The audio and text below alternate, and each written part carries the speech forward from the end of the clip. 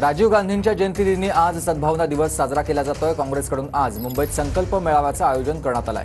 मेळाव्याला काँग्रेस अध्यक्ष मल्लिकार्जुन खरगे, शरद पवार, उद्धव ठाकरे उपस्थित राहणार आहेत। सायनमधील षण्मुखानंद सभागृहात दुपारी 3 वाजता हा मेळावा सुरू होणार आहे। राज्यभरातील काँग्रेस कार्यकर्ते या मेळाव्याला उपस्थित राहणार आहेत। विधानसभा निवडणुकांच्या पार्श्वभूमीवर या मेळाव्याला महत्त्व असून या सगळ्याचा आढावा घेतला माझ्या सहकार्यानं। माजी पंतप्रधान स्वर्गीय राजीव गांधी यांच्या जयंती आहे आणि या जयंतीनिमित्त मुंबई काँग्रेस आणि महाराष्ट्र काँग्रेसकडून जे आहे ते सद्भावना दिवसाचं आयोजन जे आहे ते मुंबईमध्ये करण्यात आलेलं आहे।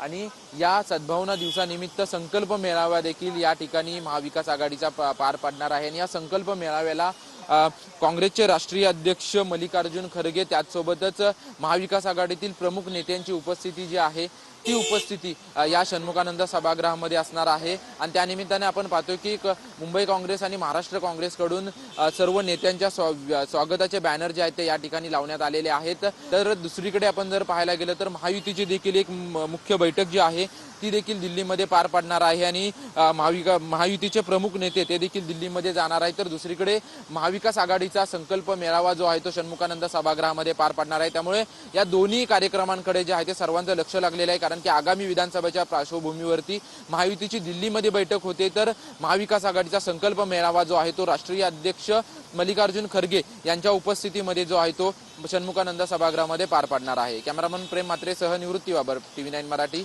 मुंबई।